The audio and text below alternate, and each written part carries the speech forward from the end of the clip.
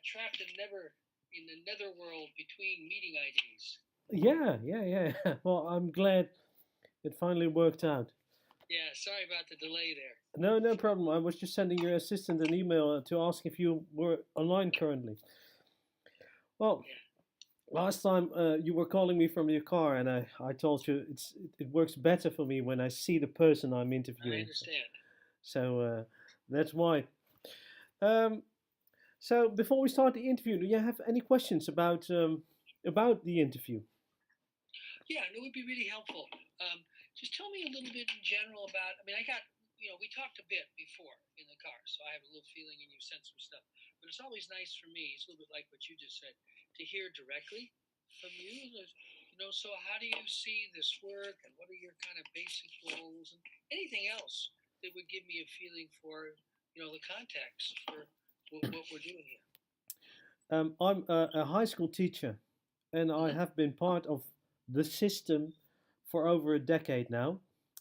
And I have seen so many fads and interventions and theories enter education without Right, any positive result. In right, fact, education has been deteriorating over the past 2 decades in the Netherlands. So instead of crying in a corner or complaining on social media, I thought, well, let's see what I can do as a teacher. So I started writing letters to all these scholars and professors worldwide to see how we can connect and what we can do to make the system work better in order to give my students and my peers better opportunities for the future. So there's so much research and so many ideas readily available, but somehow we stay in our classroom bubble without realizing all the potential that is available to us. So that's the reason why I wrote you, because I think your work, um, well, has a lot of value for education. In the Netherlands, one of the most popular books in education is Learning Schools or Schools That Learn in English.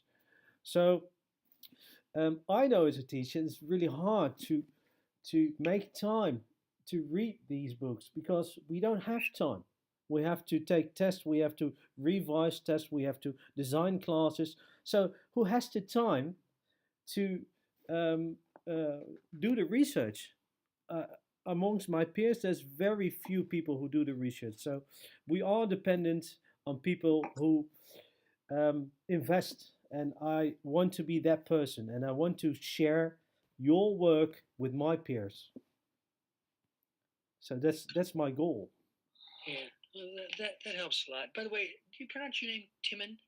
It's Simon with a T, so Timon. Simon. Okay, Timon. good. Yeah. I know that it probably sounds the way that I couldn't possibly say no matter how many times I practice, but at least I got the general idea. Um, so yeah, that helps a lot, Simon. Gives me a good feeling for it. Let me just ask one or two background questions, and we can get started any way you want. Going back about, I'm guessing 15 years or so, there were several educators in Holland who really got into systems thinking. There were different conferences in the Netherlands. I think I went to at least three, probably, and I'd have to track down the timing. It was probably between, I'll just guess, between around 2001, 2002, and maybe the last one was probably 2011, 2012, somewhere in there. And I certainly knew a lot of them. So they were really trying to develop a movement of sorts. Some of the conferences were very well attended. I remember some that had probably 800 people there. And it was all around learning organization and systems thinking. So even before the new edition of the book came out, these conferences were basically using earlier stuff. Were you involved, or do you know anything about that?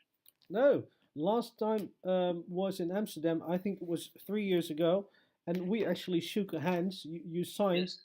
your Yes, copy right. of the book. I got right here as proof. So no, no, no. And as I mentioned before, I've been in education for about a decade now. So Yeah. I've missed that part. Well, so there were two guys who were really advocating this, one of whom has written a book in Danish. Um, trying to recall his name. See, it's been a few years. So it was Goose Geisen was the one I knew the best, but there was another guy whose name I'll think of who wrote a book under his name around, I think, systems thinking in schools or something like that. I can get all that information for you. I'm sure they're still there. I think the last time I saw Goose was probably only 3, 4 years ago. Um, and the problem is they were working very closely together. Then they had a little bit of a split, and the guy who wrote the book ended up writing it by himself. And so the collaborative effort. There were quite a few people involved.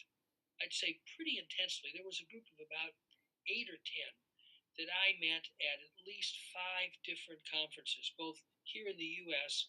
and in the Netherlands. So there was a real group working on it. Now, many of them were involved. I don't remember the exact formal name, but there was, in those days, a part of the government that ran basically teacher trainings. So their job was teacher development, and they were in a governmental organization that did that. Again, I get all that information for you.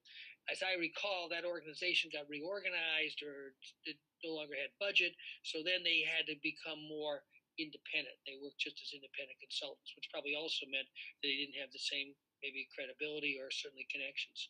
In any event, it's not unusual. I mean, it's always easy to get excited about things. It's very, very challenging. And basically, Yeah. as you were saying, to build any kind of a critical mass that has a long term, staying power and kind of grows gradually over time and doesn't just become yet another fad, as you said. The whole education field has been so subject to these fads, just the point that you made at the beginning. So in any event, I'll get you the info on that when we finish up, so you know, and you might find it worthwhile to track down one or both of those guys. They were really good guys. I got to know them very well. Yeah. Well, that's exactly what you. By the way, you said in Danish. The guy wrote a book in Danish. Well, we're talking about Holland right now. Oh no, wait, no, I didn't. I meant Dutch. Dutch. I didn't Danish. I have Danish on my mind because the person I work most closely with today is based in Denmark. But she's also here at MIT, and she goes back and forth. So sorry, that was the slip. Is But no, that a I per- did. is is that a person who translated your book you did with Daniel Goleman, Yes, the yeah, author of Emotional Intelligence? exactly. So she That's the translated. Danish. That's the Danish woman I'm referring to. Ah, I see. She Yeah. she is now visiting research scientist at MIT. We work very closely together, and she nominally lives still in Copenhagen, but she's probably there about half the time because she's here and works on lots of projects. We work together on lots of projects all around the world. And yeah, she's the one who did the original translation. Danny, who's an old friend, Dan Goldman, knew her from a long time previous from past speeches he'd given Denmark, and she'd come as a translator. So he introduced us. So let me get back to your cooperation with Daniel in a bit. But you said you had two questions for me before we start, and the first one was about the Dutch project, was going on 15 years ago, and there was another question. Well, no, I first just wanted to get the general feeling for your background, Oh, right. and then I just wanted to let you know about and find out if you knew anything about the efforts that have been made in the Netherlands in the past. That was it. Well, I don't know about joint efforts. I know this Schools That Learn is a very popular book, and I see it on most bookshelves. But that's about it. When I enter a school, I see the red cover of the book, and well, that's so. I don't know about any groups or schools that cooperate. Yeah, well, there could very well be some, and I don't think it will take long to find out. I'm sure once you track down Goose and Jan, Jan, his last name will come to me by before we finish up. Once you track down those two guys, whatever is going on now, still in the Netherlands, I'm sure they'll know. So Jan Uten, Jutten, Jan Uten. Newton. Well, Yeah, it doesn't. I'll get the contact info. It doesn't ring a bell yet. Yeah, that's okay. You know, That's right. always when you speak in conferences, there's a really long list of credentials and things you've done before, and everybody knows Peter Senge. Do I say Senge or Senge? It's actually a German family name, so Senge would be more the Senge. traditional way, but in America it's more Senge. Senge. All right. Um, so they refer to your books. They refer to your work at MIT. But as I told you before, I'm a musician by profession.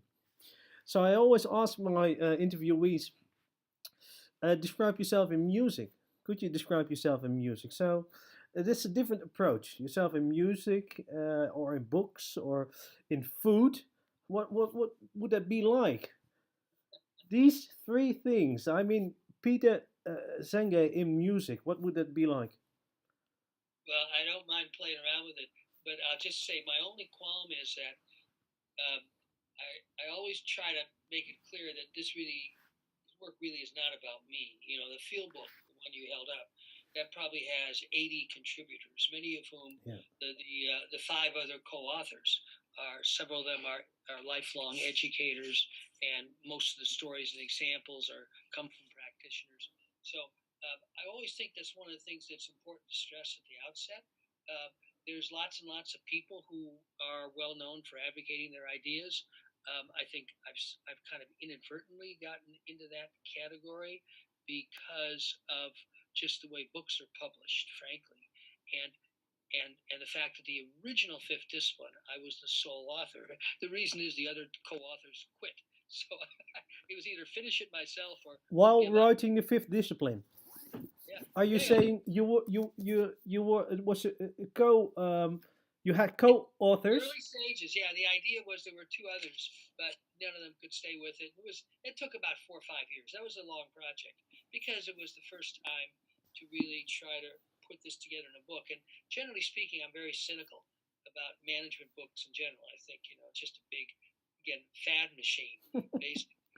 Um, and so the fifth discipline itself arose after 10 years, or I was finally completed after over 10 years of building a community of, at that time, it was all businesses working together to try to figure out what's this all about, how do we do it, to develop the tools. That's why the fifth discipline field book came pretty quickly after the fifth discipline, because it was actually, in a way, more representative. And the field books are really big, but they're mostly stories and lots of practical Yeah. tips. You can't do a field book without a team of practitioners, people on the ground, whether they're teachers and principals in education or business managers in business, who really bring a very kind of grounded, a firsthand experience of having trying to do these things. So that's always the kind of the style. Now, how does that relate to your questions? I guess that maybe rather than a single type of music, it would be more kind of maybe impresario. Someone who helps bring together a lot of people to produce something. It could be an opera, it could be a dance, but how all those pieces come together to produce something. And whenever you have a very diverse, we'll stick with the performing arts metaphor. Whenever you have a very diverse team or ensemble, it's tricky because obviously the people are very good themselves. They have their own style, they have their own way of doing things. But the whole purpose of the ensemble is to create something that together is different than anybody would do by themselves. And you'd like, ideally, everybody in the ensemble to feel good about that, Hmm. knowing that along the way it's going to be a very complicated process. So that's kind of much more a caricature of my role. If I were a pizza, I'd probably be a pizza with a lot of things on it. Uh, I think well, I think this is just a very intricate, elaborate way of giving credit to all those other people who contributed to your work. It all started with the fifth discipline, and then a whole lot of other people joined Right. in spreading the message. That's Uh, right. That's exactly right. And the Society for Organization Learning, it took us about. It was literally the reason I wrote the book Fifth Discipline, because I wanted to build a center at MIT where all these companies could be working together. And that lasted for about 4 years, and we realized we'd kind of outgrown the incubator, because MIT was a great place to incubate something like that, but then it had to be more independent. So Society for Organization Learning was gradually born as a not-for-profit membership organization with all these different companies as members. So again, the journey was always how to bring lots of people together, create something together, and then it has to get out there So I say I always think the field books are a better representation both of content and process.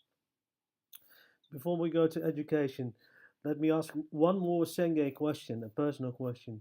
In one of your speeches, luckily my dishwasher broke, so I have to do the dishes by hand, and I'm always listening to your speeches. I've listened to dozens of them. So you always refer to orange groves and lemon groves and how they have disappeared over time. So if you go back to your own youth and you have to compare it to today's youth, what do you think are the biggest differences? Mm. Well, of course, that's going to vary, a lot by what part of the world you're talking about. So I can answer that question is for me. I grew up in the Los Angeles area, and we were outside all the time. It was a beautiful climate. I think I was probably indoors the very minimum amount of time I needed to sleep and eat my meals. Uh, Nowadays, a lot of Americans are not even comfortable with their kids being outside. They're worried that something will happen to them. Um, and of course, this has been further kind of affected by the whole virtual reality thing. And one of the big problems right now in the U.S., and I would bet it exists in the European countries as well, is that the outdoor related clubs, whether they're sports teams or Boy Scouts, Girl Scouts, all the things we really, in one way or another, about kids doing stuff together outside, are all having difficulty. I have a good friend. We've done a lot with the Girl Scouts over the years. The Girl Scouts are really quite a wonderful organization in the United States, and have really opened up to being very much focused on engaging very diverse kids.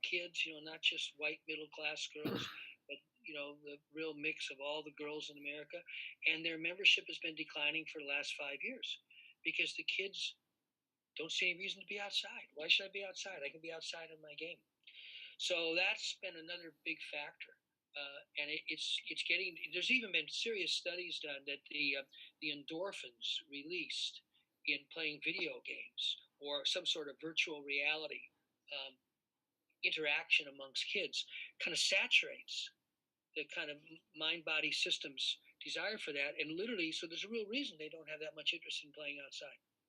It's all about endorphin and dopamine, which is Yeah, supplied by games. yeah. Well, It, it reminds it's reminds me a bit of the book of Putnam, Mrs. Bowling Alone, right? It was a really famous book in America who describes exactly this process. Well, let's Well, I think yeah, it's very relevant to all this because if you look at I might say in many ways the foundation of all this work is people doing things together, teams, groups, and Putnam's whole thesis was it looked like the social gatherings of people to bowl had and the clubs just getting together informally and forming a club had just deteriorated over years, and I think you're right, and now we're seeing an acceleration of that brought about by virtual reality. let's move to education. One, I'm really curious. I always ask this to any professor in America: is how would you describe the state of American education? Well, on the surface, the single biggest issue, at least that we encounter again and again and again in schools today, is equity. Um, the enormous inequity of the American system, the inability to have a real system of public education that whose in some sense whose social function is to create a more of an equal opportunity, regardless of where you have grown up or the economic situation of your family. And you probably could say for quite a few generations, the American school system did a pretty good job of that. It's not doing that anymore now. There's been countless studies that geography is destiny. Where you've grown up, the conditions of your family of birth, your native family, determine your lifelong state. There was a very poignant article done. A cover story went on for it was online as well as being published on the main Boston newspaper, the Boston Globe. It was a study of about I think it was about 100 valedictorians. Now these are the people who graduated at the top of their class from high school. the end of secondary Mm-hmm. school. And they were very diverse, so they were from, high schools all over Boston, and it was about a 10-year study tracking these kids over 10 years. And it was really wrenching. You found, one of their lead stories was a girl who was a valedictorian in a very poor school in downtown Boston, and she's now living on food stamps. So, regardless of how well these kids did academically in the kind of formal academic system that they had access to, they didn't have access to resources. They weren't prepared for college. All the larger surrounding things that a family creates or a community creates. They didn't have parents who went to college. They were immigrants or whatever. So that role or basic function of public education to create a stabilizing or equalizing force has really deteriorated. So that is without doubt the number one issue that more educators in America have on their mind than anything else. And the normal kind of word that goes for it is equity in education. Last month, I interviewed Diane Ravitch. You know her as an author, and she firmly believes that the influence of business in education has really deteriorated education as a whole. What's your view? What's the role of business in education?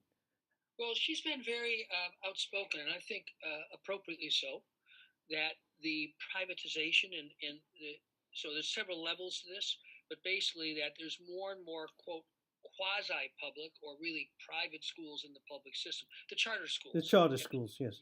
target of this. That on the one hand, it looks like, well, we're going to create space for innovation, right? That's kind of the logic of the charter movement. But on the other hand, it often ends up being a way to take money out of what would have been otherwise public education funds and channel them to a small group of people who want to create their own school, and often very much influenced by the interests of local business. There's several levels at which I would agree strongly with her that on the whole, the impact of a lot of the business in education is very counterproductive. The publishing industry is a huge force in education. The books that get used are the books that they can sell, and the way a lot of the fads that you were referring to before are often driven by publishing firms because they sell a lot of books and something new, but they don't have a really deep commitment to the more complex process of education. They just want to sell a lot of books. So from the publishing industry on one hand to the quasi public schools, a la charter schools on the other, I think she's been a good spokesperson for we really should wake up. But I think I mean, I don't mean this to differ with her because I've never really had a chance to explore this with her. I think there really are even still deeper issues, and I think pointing at business is too simple. I mean, having worked in business a lot, you know, I think that the real problem, to my mind, in some sense, has been the inability for real innovation to occur in the mainstream public schools for decades. School boards in America are massively dysfunctional. The funding of schools in America, as you know well, I'm sure, is based on local taxes, which is a huge source of inequity. I mean, it's crazy. It's a structural problem. Mm-hmm. And the American public has not been able to kind of wrestle with these issues. And I think governmental leadership has been terrible. I mean, the bottom line is it's a low priority. I mean, it's tragic, but I hate to say it, and it's probably not unique to the United States. The quality of our mainstream education system is simply not a high priority for either our federal government or our local governments. It's probably a higher priority at the local government level, but oftentimes they're all caught up. Everybody's caught up in partisan politics. American school districts, with very few exceptions, like over 90%, are governed by elected boards. Those boards are partisan. And very often, the people who run and get elected to be on the board of education for this school district or this school district or this school district have zero background as educators. That's what she says. There's no qualifications needed, and they use it as a political stepping stone. You know, they're interested, maybe they're not very interested, but basically it's a way to try to build your political career. So they become very partisan, and like so much of the worst in politics, it just becomes, well, I win, you lose, or Yeah. you win and I lose. It just and of course the kids suffer, and what it does is it creates a horrific environment for long-term innovation. Absolutely inimical to long-term. It would be a little bit like if a business had elected boards, as opposed, I mean, businesses are all over the map on this, but some are pretty good, and invariably, they usually are pretty sophisticated who's on their board of directors. People who really do know something about the business or know something about the industry or whatever, and who are prepared to be there for 5 to 10 years, and provide some guidance, strategic guidance, which is kind of what a board is all about. Um, and that's totally missing in the American education system. It's a shame, and it's worst in the public schools. Excuse me, in the big urban public schools. The smaller suburban schools, oftentimes I think the boards are more thoughtful. It's not as big a political deal, but to be on the Boston school board really positions you as a young and upcoming politician. And it creates a horrific environment. One symptom of this, I think, is the turnover of superintendents. The average tenure of a superintendent in America in an urban school district, typically those might be 15, 20,000 kids or bigger. We have three giant school districts: New York, Chicago, and Los Angeles, and they're closer to 1 million. But a typical large urban school district might be 50 to 100,000 kids. And it's got a school board that's elected, partisan board that's elected, and the superintendent lasts on average about 2.5 years. It's crazy. And Yeah. so you get this huge churn of boards fighting with each other to hire a sexy superintendent who's typically an African American man. It's interesting. If you look at the gender distribution of superintendents in America, when you get to the smaller suburban districts or rural districts, you probably have more than 50% women, which of course would represent the teacher population, which Yes. is a little more than 50% women. But when you get to the large urban districts, it's about 90% men. So it's a big political game, and I've been around them a lot. They have conferences. They all play golf. It's like a CEO club. Yeah. I mean, it's pretty. And I'm not saying this that they're all stupid. They don't care. Like a lot of those superintendents care a lot. But then they have the salary here, and then somebody a year later is offering them another salary over here. So they bounce around. They don't stay. And so it's a simple example, but it illustrates this complete inability to build any sort of environment for long-term innovation. And the one And thing we can say for sure is schools really need to change, and they don't have a conducive environment for that. yeah, yeah, and I've talked to many change leaders like Michael Fullen, like Andy Hargreaves, and we all agree, or they all agree, change takes 5 to 8 years. System change, 8 years or longer. So how are you ever going to change when the superintendent is leaving after 2.5 years? So there we have a difficulty. We have the school system. We have teachers, educators with a school background, and somehow it's ruled by politics. So is it ever going to work, this system? I'm asking you, the specialist of systems, what do you Yeah. think of the education as a system, the way it functions? Is it ever going to work, or is it just an illusion this way? Well, first off, is the word system is always more ambiguous than it appears. So on the one hand, you have, let's call it the administrative system, Mm-hmm. the formal system: superintendents, principals, boards of directors, and so on. But of course, that's like in a business. You've got the formal hierarchy. Then you got the way the business really works. So all organizations have a formal administrative system, but the real system that shapes how they work is much bigger and more ambiguous.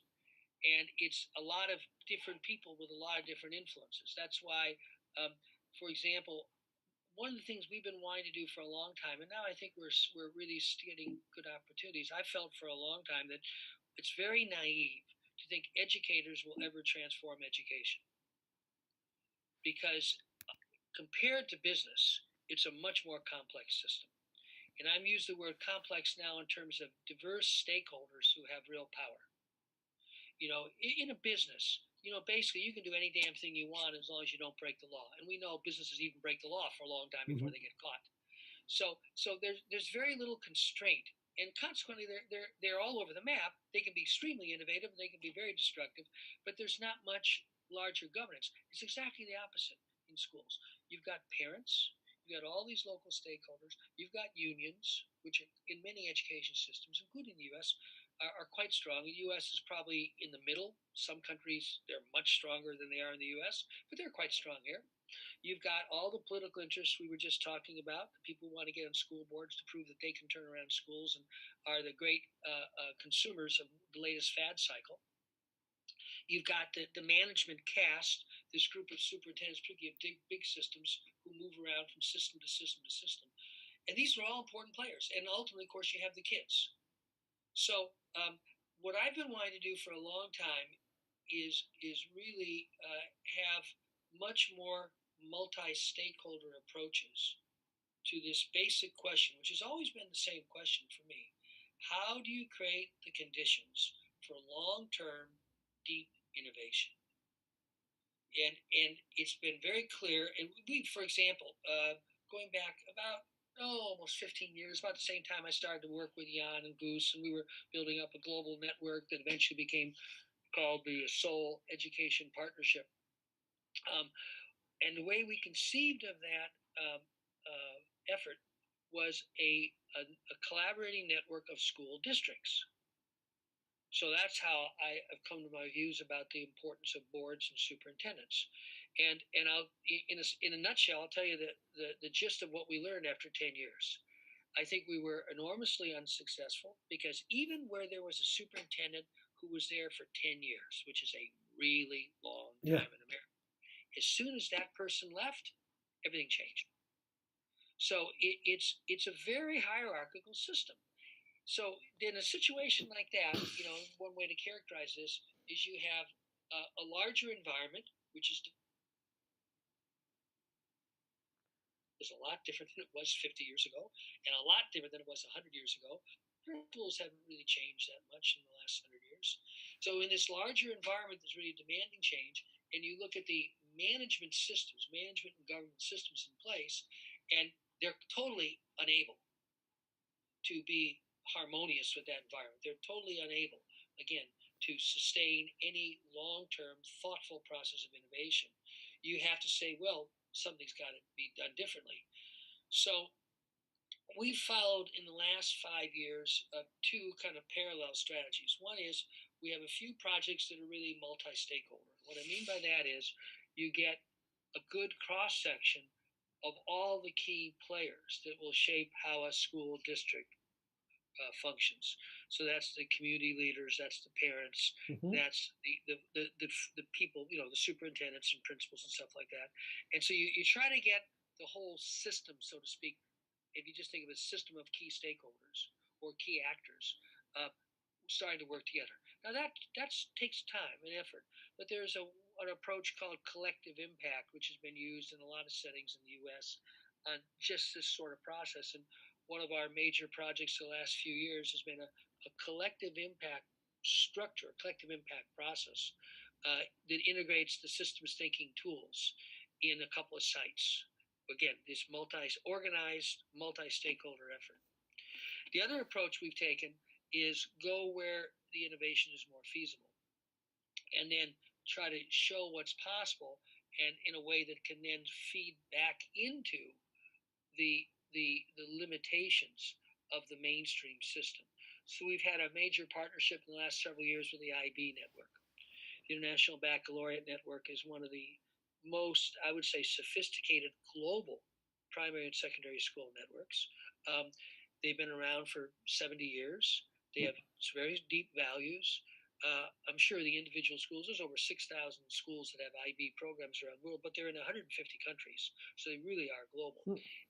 They're widely seen as being extraordinary exemplars of what 21st century education could be like, so that beyond the footprint of 6,000 schools, they have a much bigger impact. I started thinking about this 7 years ago when I was in Beijing, and we were doing a big meeting in the head of the one of the largest education research centers in China, gave a presentation in which he gave the IB as a prime example of 21st century education. So I could see that they're taken very seriously. What's not widely known about the IB in the U.S., almost over 2/3 of their programs are actually in public schools. So they're not just private schools. And they have a really interesting business model. They obviously have very high end schools, and they generate revenues from those high end schools, which allows them to subsidize working in public schools. So, but most importantly, they have a culture of innovation. They have really good teachers. The teachers have autonomy. The teachers develop curriculum. They're not just handed curriculum, which is what's happened in a lot of our mainstream schools. The teachers are not teachers anymore. They're not professionals. They're just curriculum deliverers. They hate it. It's one of the main reasons it's hard to get high quality people to stay in education because they don't feel like it's a profession. And in some ways, it's not. But for the IB schools, it's quite different. The teachers develop curriculum. They have guidelines. They have standards. They have their own kind of ways of assessing. And to be certified and recertified every 5 years, you've got to meet certain standards. But you have a lot of autonomy. In concert with standardized testing and punitive accountability and all that stuff. It's all there Well, still. it's all there, but I think it's tempered better. When I was a kid in school, and I'm sure it's true for you, we had standardized tests. Mm. It didn't kill us. It doesn't kill learning. It's a perfectly good tool if used well. The problem is it got politicized. And then literally, and this started about, over 10 years ago in America, you had newspapers publishing the results of different schools' standardized tests. Yes. You had teachers who were terrified of how badly they would look if their kids perform. It became politicized. And so its usefulness as one of many tools to assess, well, how the hell are we doing, was lost. I mean, look at assessing how you're doing in education is not simple. It's a really complicated situation. It is. So you need a lot of tools. And I don't think standardized tests are bad. It's just they can be used really poorly. The wrong way. And that's when the term high stakes testing started to develop in America. Because literally, budgets were determined by standardized tests, schools were closed, teachers were fired. It became a huge pressure cooker. And then, of course, we know the same issue from business. If you make it all about hitting quantitative targets, people will do anything they can to do it. And Deming used to say, and they'll destroy the system in the process. Because quantitative targets can be useful, but they never tell you the whole story. It's sort of like, if all I have is a thermometer or a way to measure your temperature, it's really hard for me to know how healthy you are. It's useful data, but it tells me nothing about why your temperature's high. It's true. Right? Yeah. Well, you are part of the educational system as a senior lecturer. So how has standardized testing and punitive accountability influenced your practice as a teacher? Oh, not at all. I mean, MIT never pays any attention to stuff like that. It's a nice thing about being at an institution that really is about the profession of education. MIT, I mean, this is, I may be wrong, so don't take this literally. Last time I checked, I'm not even sure MIT's engineering programs are certified. I mean, there are certifying bodies, and if you're creating a new engineering school, it's important that you be certified. It takes time. There was a long period of time, and it may not be, I don't know right now, that they weren't even certified. MIT didn't care. They were MIT. So I think, again, all these formal assessment, measurement things can be useful or they can be horrific. It's all how they're used. And I think as we've gradually lost a kind of public consensus that education really matters. It is our future. It is our kids. As we've lost that kind of core public consensus, we've done incredibly stupid things. And that's happened to some degree around the world. I mean, in China, I will tell you that the number one issue that parents will always talk about, if you talk about kids, is stress. The horrible stress. The Gao stress. Yeah. And that's because, they have a system of standardized testing, which is critical to get into one of the 12 premier colleges of China. But, China has a lot of good colleges, to tell you the truth. And, it always comes down to some distortion. I mean, because, again, tests are tests. They're not good or bad. But when you distort it by saying, your whole future is going to depend Yeah. upon you doing well on these tests and da da da da da, then of course it becomes a horrific situation. You mentioned the term 21st century learning. You didn't say 21st century skills, but 21st century learning. Could you specify what that means in your vision? What is 21st century learning as opposed to 20th century Well, learning? probably the best way to answer is just to illustrate in terms of the way our own work has evolved. Of course, my background is systems, Hmm. and so and it's all over the schools that learn book. We've always been a big advocate of systems thinking in education. But in the last 5 years or so, we've kind of evolved it in a very particular way, and that actually got started with the book with Dan. So, watching the social emotional learning movement grow around the world, I really felt that it was really made a lot of sense to integrate the social emotional learning and the systems learning.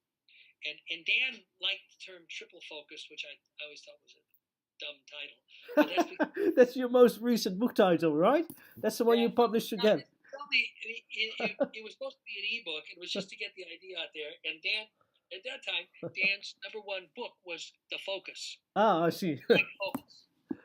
It was his way of talking about mindfulness. So be that as it may, today I'm at MIT. We have a wonderful kind of initiative that started a couple of years ago. It was started off by the president, and it's called the MIT Integrated Learning Initiative. And the aim is to contribute to a fundamental transformation of education, both primary, secondary, and higher education. MIT, along with Stanford, are the two leading creators of MOOCs in the world, but these are primarily, of course, now focused on higher education. But Raphael really wanted to have MIT's kind of distinctive approach to learning, which is very hands-on, very project-based. You've learned something when you can do something. That was always the basic philosophy, not just I have a bunch of information in my head. And MIT has a lot of individuals and groups that do wonderful work with younger kids in primary and secondary education. The Media Lab has, I always forget the number, I think it's now up to about 10 million kids on this Scratch network. The kids are all teaching each other programming Yeah, or coding. I know. So MIT has lots of pockets of innovation in primary and secondary education. Rafe wanted to create an umbrella bringing them all together. This is now called the JWEL World Education Laboratory. It got funded by a big Saudi funder, and the J stands for their family name. The World Education Lab, and I'm a fellow there. It's kind of my primary association with MIT these days. Our main project there, we now call compassionate systems. And it's the evolution of the ideas that Dan and I wrote about in that little book. Because I never liked the term triple focus, but it was always about integrating social emotional learning, mindfulness, and systems learning. And so when we start off, the way we always do things, going back to what I said before, is we try to get a bunch of practitioners together, build a network of collaboration, and just work with them. And we had the good fortune of doing that with the IB.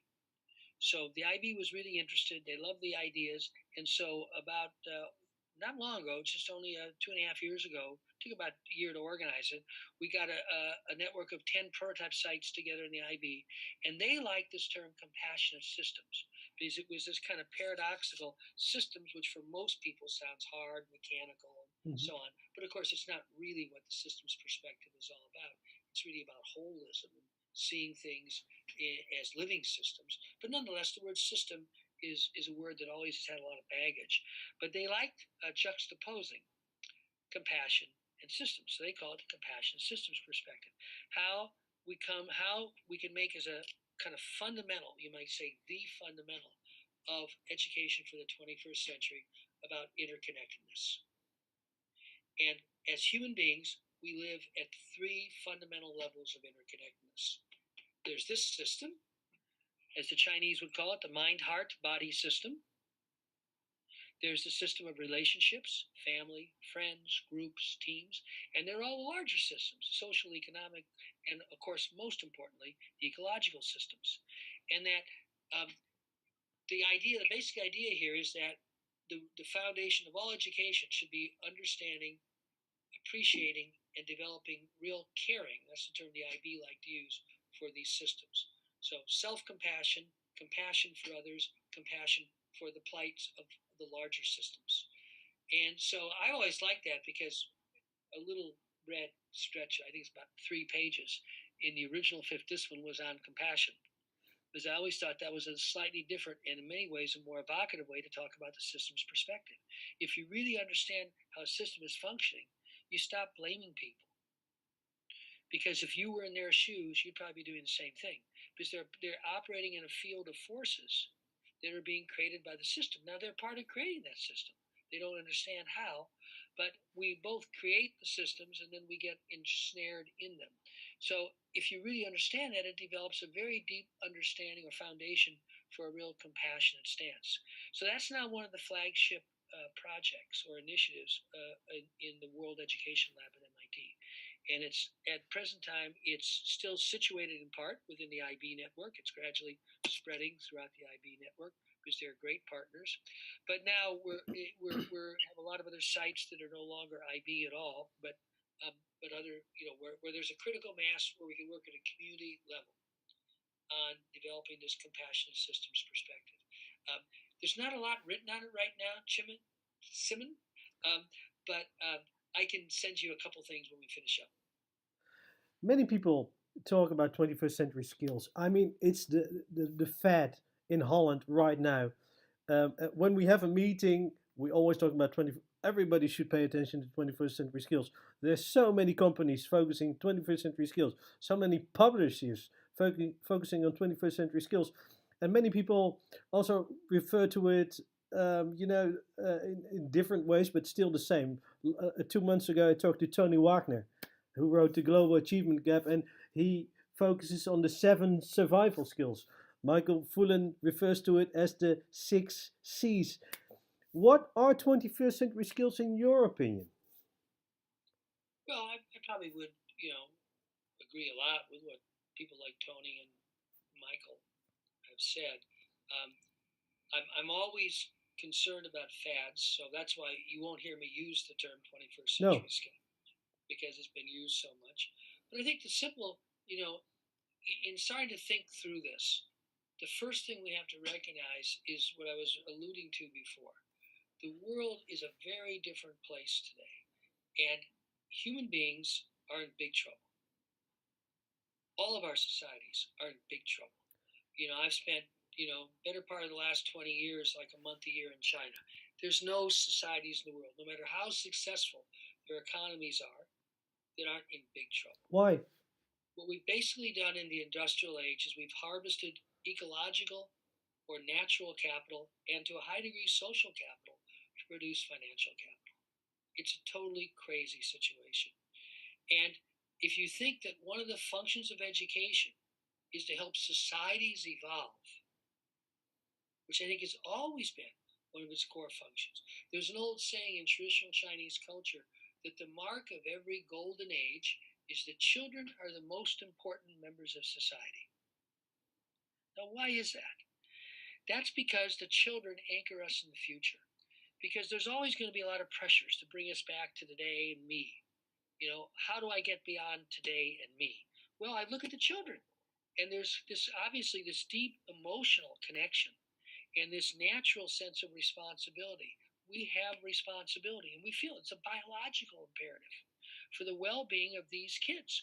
It's not rational. It's beyond rationality. It's a deep biological imperative. And that then connects us to the future and connects us beyond ourselves. And I think whenever you find any example of a long-lived culture, whether it's Chinese or native or indigenous cultures around the world, you see similar ideas. Of course, in this part of the world, they had the whole 7 generations idea. And it was always focused on the kids. That you really had to think 7 generations ahead, not just these kids, but their kids and their kids' kids. So that notion that the children anchor us in a longer time perspective, it's a transcendent notion. And it's not just about how do we train them for jobs. It's about how our societies can be healthy places for them to live in, and their children and their children's children. You might say it's the first imperative for being an adult. and, or being. and you see the awareness uh, going on right now in the global climate strikes. Children who are striking for a better climate, right? So Yep. some something is happening. Well, I think it's really significant. I felt for a long time that the only way, having goofed around this climate change area for about 20 years, we have a whole group at our systems group at MIT that's had that as its main focus for a long time, how to build public understanding of the complex issue of climate change, but the imperative that time is, time ran out 20 years ago. So in any event, and I felt for a long time along the reasoning I was just sharing that a real key, maybe the only one I can see to really break the gridlock, because we know the main reason this hasn't changed is the business interests, people's fear of the future. Mm-hmm. Let's just stay with what we have. And as societies become more and more in a state of fear, they become less and less open to the changes needed. In China, I would say China's done more as a nation than any nation in the world to decarbonize. Would you give us But an example? For oh yeah, example? in 2010 at the Party Congress, they set a target that by 2020 they would have reduced carbon intensity of the Chinese economy by 40 to 45%. It's amazing. Very few Westerners know this because we don't know much about what goes on in China. They weren't keeping it a secret. Believe me, everybody in China knew. And they're pretty much on target. And they are now in the process. They've done a bit already to articulate their next big set of goals. I think China's next goals will, in effect, become, carbon neutral. Why? The second set of goals will be to stop the growth of emissions entirely, which is a much bigger goal than just reducing carbon intensity, because your economy can still be growing and the total amount of greenhouse gas emissions still growing, even though the percentage relative to GDP has gone down. That's So the next set of targets will be to actually stop the growth of emissions. But the real need here, and this is all laid out in the book, The Necessary Revolution, because it's not complicated once you understand the this basic one. dynamics of the system of climate change. Yep. The real goal is about an 80% reduction worldwide in current levels of emission, because at that point you can stop the growth of greenhouse gases in the atmosphere. 80%. 80, absolutely. It's a huge target. This is what the people have understood this for a long time. We don't know anything about the problem. And the problem is you have to have a kind of systems perspective. But as I explained in the Necessary Revolution, in this case it's as simple as understanding a bathtub. The amount of water going in is more rapid than the water coming out. The water level keeps rising, which is greenhouse gas concentrations in the atmosphere, until the inflow is smaller than the outflow. That's it. The inflow is emissions in the atmosphere. The outflow is sequestration, how carbon dioxide and other greenhouse gases get taken out of the atmosphere. It's now only about 1/5 of the inflow. So it has to be reduced to 80%. As you know, the major part of the Netherlands is beneath sea level. So we are one of the first nations who will suffer from climate change. Yesterday, a report was released in Vienna, and the climate conference that the North Pole is shrinking so much more rapidly than we are realizing. And the Netherlands will be one of the first one. So one of the major assignments for education is to educate students Exactly. what that means. And I've seen many of your conferences where you always hold your phone and refer to the that people are burning coal by plugging in. So in this book, you refer to the beer game, where corporate people do the beer game. I'm not going to elaborate about it, but um, I think education needs an energy game or a phone game. So what would it look like? A game that Well, there's one that exists right now. It's really good. All you have to do is Google Climate Interactive. And there you'll see, I said there's been 20 years of work in our Mhm. group at MIT to develop these simulators. Climate Interactive is an open website of freeware simulators. And then you can see for yourself, all the different things that need to happen in order to, so it's a game that everybody can play. And we do it in schools everywhere. In fact, part of the IB project, a lot of science teachers now are using this in their school, in in their curriculum. Um, and and I think that a lot of the kids who are starting to step forward, that's our next priority. In the Compassionate Systems Network, I'll step back one. A big part of the global strategy is to what we would call them youth ambassadors, but the leadership of students to bring attention to these systemic challenges and their voice of what's needed. Now, climate change, see, in some sense, is itself just a symptom. I mean, it's a big symptom. It's like you're dying. You just had a stroke. That's a symptom. yeah. But the way we live that produces climate change. So the real underlying issue here is the whole consumer materialistic orientation of the industrial age. That it's all about growth, GDP growth, material growth, Mm-hmm. and climate change is one of the consequences. So I think it's a great thing to focus on, but it's very important that people understand that it's not just about stopping climate change. It's about changing the paradigm that governs our societies. Yes, but we And have to again, fight social media. We have to fight materialism. And the companies who are infusing materialism upon us are so much stronger because well, our pupils are on social media 6 to 7 hours a day, and they are all um, uh, um, they want to buy stuff, they want to own stuff, and how are you ever going to fight those mighty corporates like Facebook, Google? So have you find a solution? Have you seen results in that program? well, okay, so let me back up a step. The very way we tend to ask this question, have you found the solution, is quite non systemic. There's no solution to real systemic challenges. There's no solution to how to raise your kids. There's no solution to how to be a good human being. All the deep issues in the world, it's not about solutions. It's about how do we make progress? How do we gradually shift from one way of operating to another? Um, and that's why I think the role of youth leadership is so important. First off, you need people who are going to stay with this for 50 years or longer. Mm-hmm. Secondly, you need to make it emotionally salient. I mean, believe me, the scientists have been writing about climate change forever, and they kind of know that all of the science won't do it. It tells us there's a problem, but it doesn't elicit the depth of concern that's needed. But, it's really hard to look at a kid in the face and say, I don't give a shit about your future. It's really hard, but that's basically what we're doing, of course.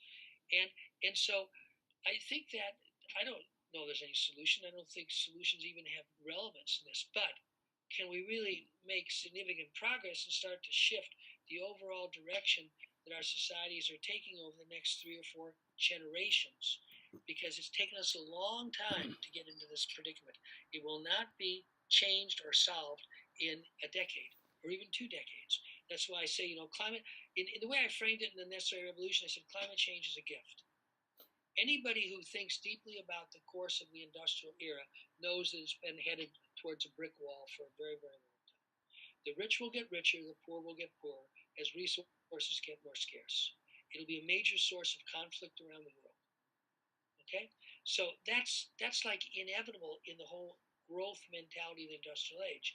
But climate change now gives us something a little different. It says, here's how long you have.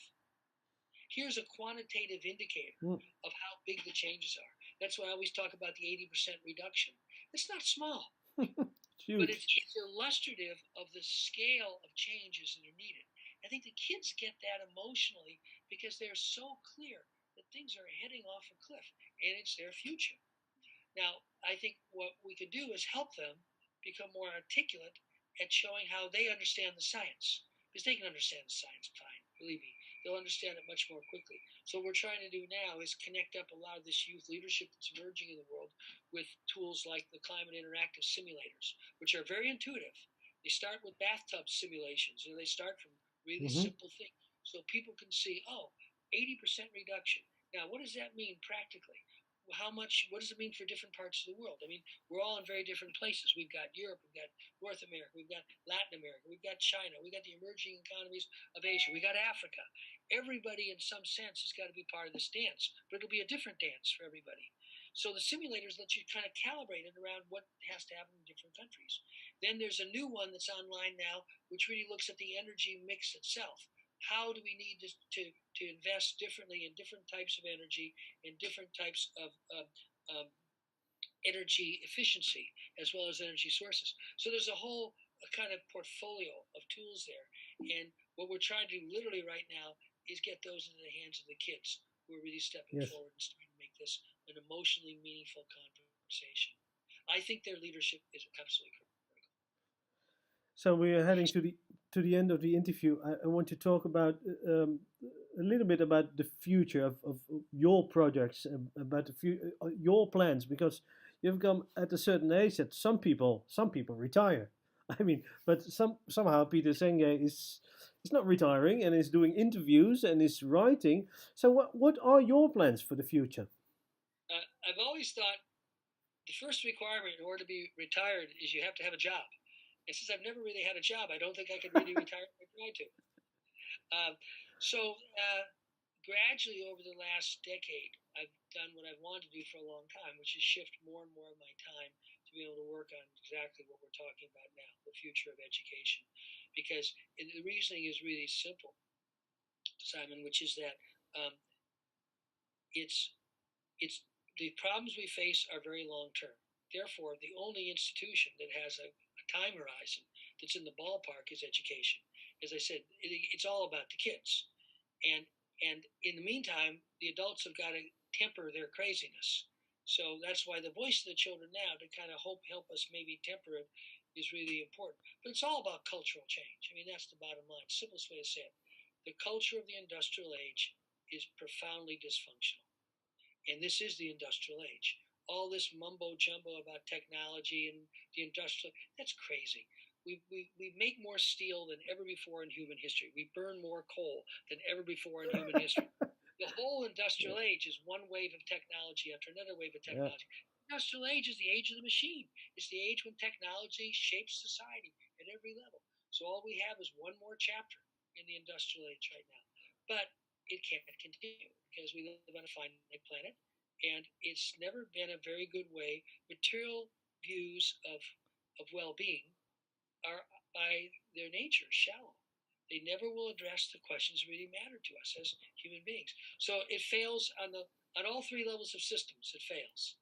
So that's always been my core concern. How do we support the type of cultural change needed?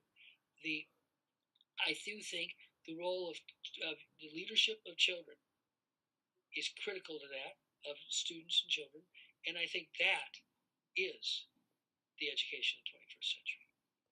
Leadership. That's the project. That's the project for the students of the world So to where do you help. start? Where do you start as a teacher? Because Well, I mean, that's why we start building this whole compassionate systems network. mhm. The teachers are building all kinds of different curricular units because, not surprisingly, the kids agree right away. The kids are never the problem. They get it. They also, by the way, understand a lot of the problems in social media, what you were saying before. They know they're kind of trapped right now. And it's like they're being fed a drug. I mean, I Mhm. think it's an addictive process. And they recognize it. They're busy getting addicted by the business interests that care only about their attention. Because if they can manage their attention, they can sell them. And if they can make them more and more stupid, so they're just in a state of continual Mhm. distractedness, they're not growing as human beings, they're easier to sell to. So the kids kind of get that. So I think that is the future of education. So see, that's kind of where I'm a little different, maybe than people like Michael and Tony and all them, who I know and respect a great deal. I think we have to start from the outside in. We have to start with the question: how do our societies have to evolve? What is the nature of the change in the culture that's needed? That then helps us understand, and that's the role of education. The role of education, it's the most radical Yeah. idea in all of our work, So that we have to rethink. Education is not how we train kids, it's no. how kids can help us.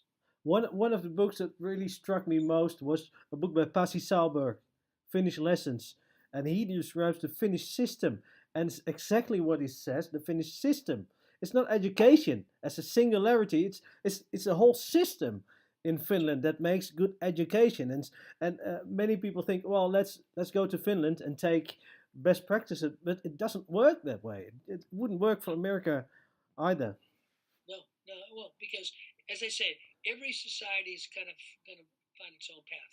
There are overarching imperatives, there are overarching ideas that are common, like we have to live in harmony with the natural world. We have to live in harmony with one another. We have Mm-hmm. to start to really cultivate. That's where the social relational skills are so important today. We can see that, we're all Yeah. living together, but we don't know how to live together. So there are these common imperatives, but the particular path will be different for everybody. That's why we always say real systems change always is emerged over time through many people moving down a coherent set of pathways, not one pathway. There's no one solution. There'll be many, many solutions. My last two questions are you once said in an interview or presentation, well, my field is not even a science yet, maybe in 50 years. But it's becoming a science. I mean, change leadership and systems is more and more people are starting to talk about it. Who are the next generation? I mean, it's becoming a science, and who are the stars in systems science nowadays? Well, that's a great question, and it's a question that I really should spend a little more time thinking about. I'm so focused these days, in the education domain that the best answers I can give are the sort of people we work with now. The lady from Denmark, she's 45 or something. Her background is she's a biologist, so neurobiology and systems. But she came out of a very interesting tradition in biology called I always forget it's the scientific term for how we make sense. It's not phenomenology. Um, Semiotics, biosemiotics. It's an example to me of a maturing of science. So the semiotic idea is the process whereby an organism makes sense of its environment, meaning making. Um, Biosemiotics means how do living organisms make sense of their environment. A man in Chile who's been a big inspiration for Mm-hmm. all of us, the biologist Humberto Maturana, calls it cognition. He says the real definition from a biological standpoint of cognition is how an organism is in harmony with its environment, how it structurally couples with its environment. So I think that she's a good example because she comes from this very strong tradition in biology that bridges between not the mainstream biology, but much more the living biology, the emerging biology, which is about how life works, how do organisms connect, how do Mm-hmm. they become harmonious, which in some sense you might say is what all evolution is about, right? Evolution is periods of you're in disharmony with your environment because the environment has changed and you have to come in harmony again. And some do and some don't. And those who do often have to change in very deep ways. So I think that's a great question. I kind of will sit with that question. I'd love to find another dozen or so that I can just off the top of my head. I'm very impressed. I was reading some stuff today. Yale has in the U.S. the best school that's dealt with climate change for a long time. It's in what's called the Yale School of Forestry. It's one of the oldest forestry schools in the United States. And forestry is by its nature very systemic, right? How does a forest work? So they've also been a real leader in climate change. I was reading some papers by a person there who's probably also, my guess is about that same age, mid 40s or so, who's the director of the Yale Climate Center. And his whole interest is communication. So he understands all the science, the physical science of climate change, but his real focus is why do people not understand it? What do they have to understand? How can we communicate differently? Those are really good questions because those are the kind of frontier questions. I mean, look at the big issue in climate change in some sense is why don't we get it? I mean, it's not complicated. That's why the bathtub model is so simple.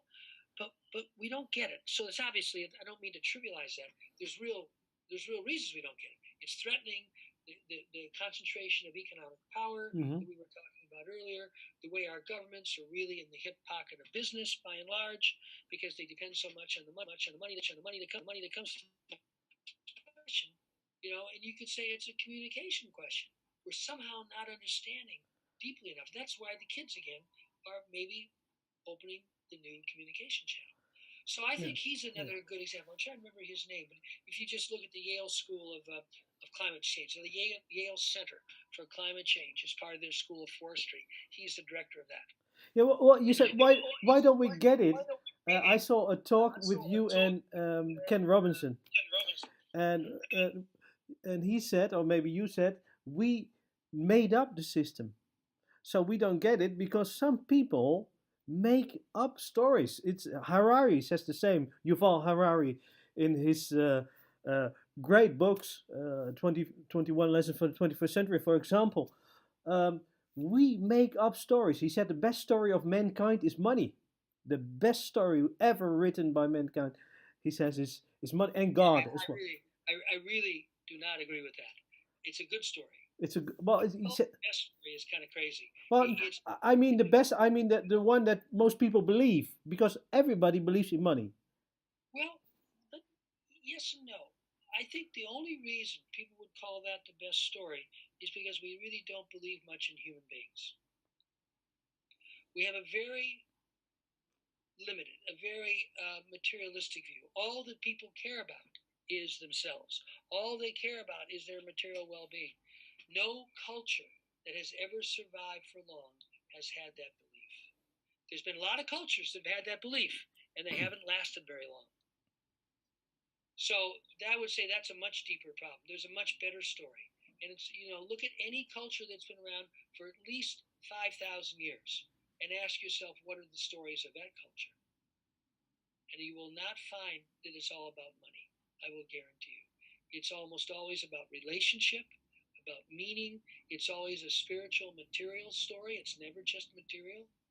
Um, there's some wonderful books these days of speeches of the last generation of the Native American chiefs, because in the 19th century there were still enough of those cultures intact before they were completely wiped out, that there were some extraordinarily eloquent chiefs.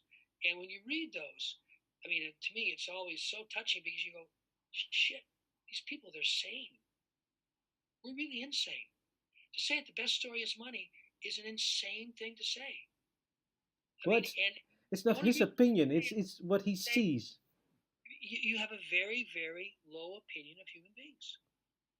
Seriously, if you see that's the best story human beings have got or have got in the last, couple hundred, it's because you have a very low opinion of human beings.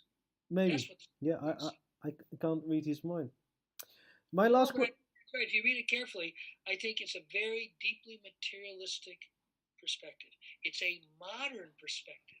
And that's how materialism creeps so widely into the contemporary culture. That's the reason why climate is harming or is harmed so much because of the story of money, right? It's all about money in essence. Factories making products, selling products. In some sense, you can say that, yeah. And that's why, let's say, maybe that's the answer or one way to respond to my question. Why don't we get it? Because we have a confused story. Yeah. And the story is not about living. It's not about the things that actually matter to us. I really don't think many people in their last 5 minutes of living consciousness think about how much money they made. I don't think that's true. I think it's a delusional state that is, we're not the first society that has suffered a kind of mass hypnosis. We're in a mass hypnotic state, believing a story that deep down we know we don't believe, because we know ultimately material is just material, just stuff. None of the things that really matter to us are stuff, really. We know that. They are kids, they are relationships, they're the joy of doing something that you love to do just because you love to do it. They're a breath of fresh air, they're a walk, they're all those things. And you ask people, what are the things that you most enjoy in your life? And I guarantee you, no one will ever say counting my money. And yet, we believe that story. And somehow that reality comes up in the last 5 minutes of your life or the last year of your life. So then people start to realize when it all ends. That's right. Or when they go through a life crisis, right? Where they think they're going to die. or Yeah. something. So in effect, they have a version of that. Then all of a sudden they wake up. But to me, that just simply shows a culture that's confused, that is living in this kind of trance state. Because a healthy culture would foster worldviews, values, perspectives that are more conducive to living. It's all about money, is not. All cultures today, nowadays? No, there's a lot of cultures in the world, but you could say most of the modern ones have Yeah. been consumed by this. Yeah. But fortunately, there still are native cultures around. There still are, there's plenty of masters in China and other countries who are still carrying out, their lineage of the last maybe 2,000-3,000 years. That's relatively recent in this scheme of things, but they're obviously small minorities, and they're drowned out by this mainstream culture. But again, this has happened many, many times before. The only thing that's really different about now is it's happening at a global scale. Yeah. Yeah. As I say, you can find lots and lots and lots of examples of cultures who adopted beliefs like this. They just didn't last very long. 200 years, 300 years, 500 years, that was it.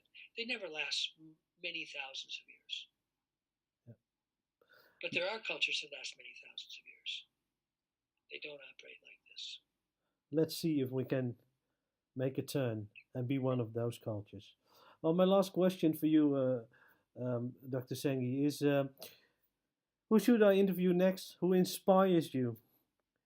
I mean, you inspire many people, but there are people, and you mentioned a few of them before. Yeah, well, really, I could start with the people who I regard as really important teachers.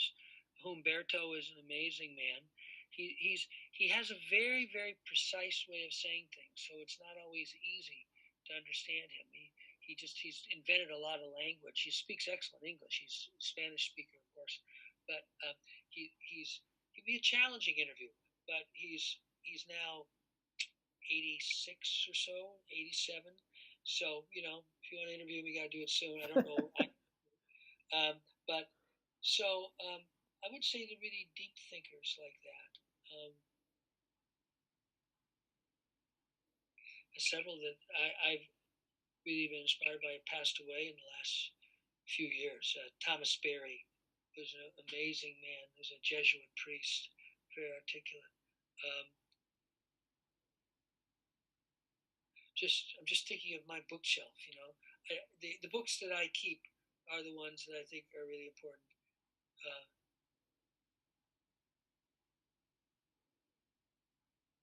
Let me think a little more about, particularly in the connection to education. It's another good question. If I wanted to recommend, three people whose thoughts I think have the kind of depth that can really guide us as we start to rethink education as being about how our societies actually change rather than how do we teach kids. Mm-hmm. Let me think about who would be the ones. I know that the Danish woman, she had a teacher who's now quite ill, who I know she would say, one of her long-term colleagues in Denmark is named Sten. Let me see. I'm not thinking his name. He's apparently very well known in Denmark for his writings about leadership. And his first name, I believe, is Stein. Let me see if I can find it in 1 minute for you. Should be able to.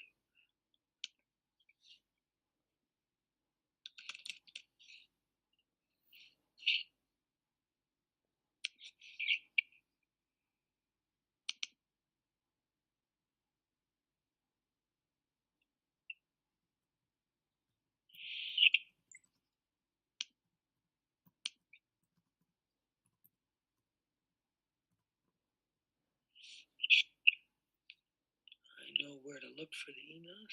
Yeah, Steen. It's Steen, not Stein. It's Steen. Hildebrand. Hildebrand.